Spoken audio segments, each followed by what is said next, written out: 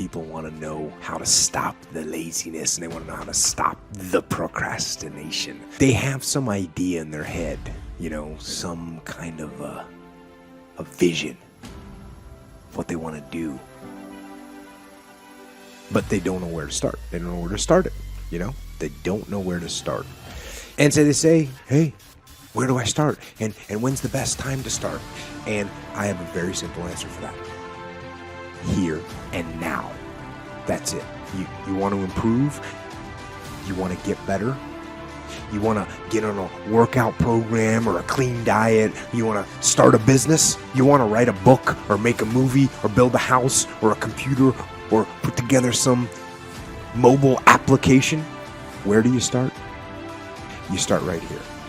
And when do you start? You start right now. You initiate the action aggressively. You go. Because the idea isn't going to execute itself. And the book isn't going to write itself. And the weights out in the gym, they're not going to move themselves. You have to do it, and you have to do it now.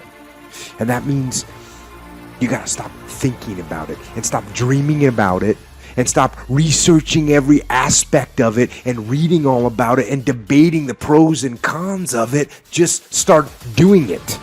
Take that first step and make it happen. Get after it. And get after it here and now. Start before you're ready. If you wait until you feel ready to do anything meaningful, you're going to be waiting for the rest of your life. Among the people who are the most successful, the happiest, the people who are actually contributing the most, they all have one thing in common, and it's this. They all start before they're ready. You see, I think you've misidentified the enemy here, because the enemy, it's not making mistakes. It's not changing your mind, and the enemy is not your fear. The only enemy that you need to defeat, my friend, is not getting started. This is what most of us just fail to realize. Action is the antidote to fear. Action creates progress and momentum. And action, consistent action, is all you ever need to make anything happen in your life. You're never, ever, ever, ever going to feel like doing the things you need to do in order to have what you want. You're always going to need to push yourself. You're always going to need to parent yourself.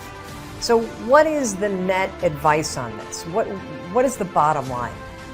The bottom line is no one's coming. No one. No one's coming to push you. No one's coming to tell you to turn the TV off. No one's coming to tell you to get out the door and exercise. Nobody's coming to tell you to apply for that job that you've always dreamt about. Nobody's coming to write the business plan for you. It's up to you. And because you're only ever going to do the things that you feel like doing right now or that feel good right now, unless you understand that you've got to parent yourself, you got to push yourself, you're not going to make your dreams come true. You're just not. We're not wired that way. You weren't born that way. You weren't that way when you were growing up, and you're certainly not that way as an adult. And there's a tremendous amount of liberation that comes when you accept the fact that you're always going to need to give yourself a push. Purpose and reason and cause are extremely important.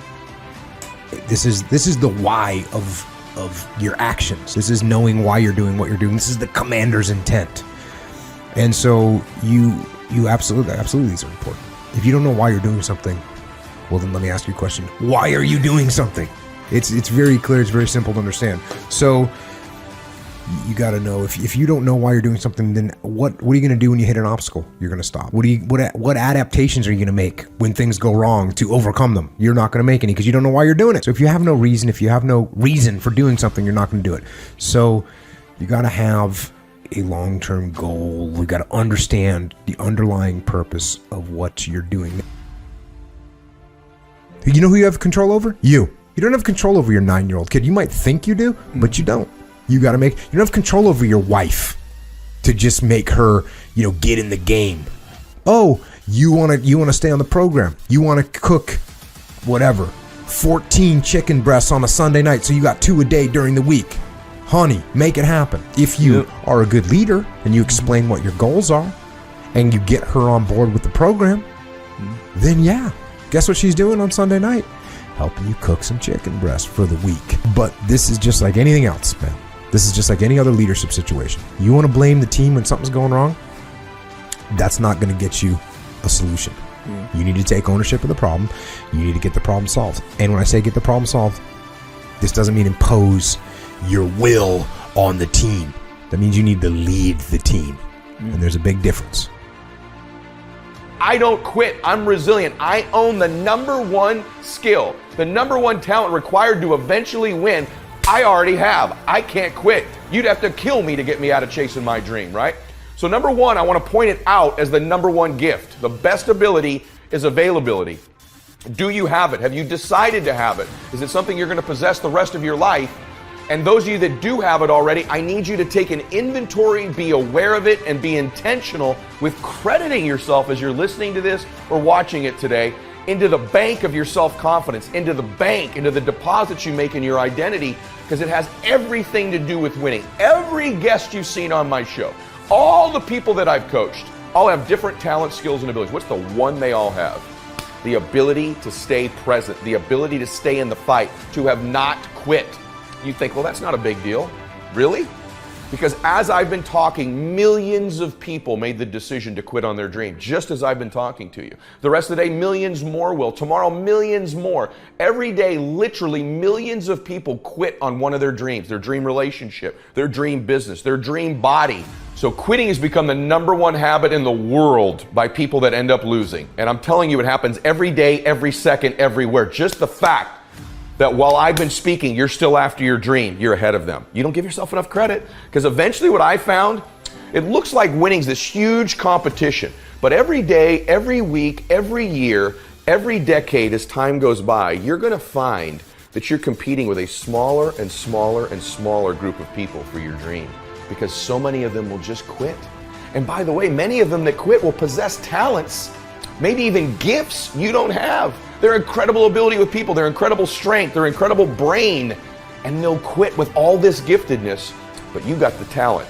You have to learn to distinguish between something that is a talent and a gift. You can develop skills, you can develop talents. Gifts are something you're born with, but the people that I see that win long term are the ones who develop the talents and skills required to win.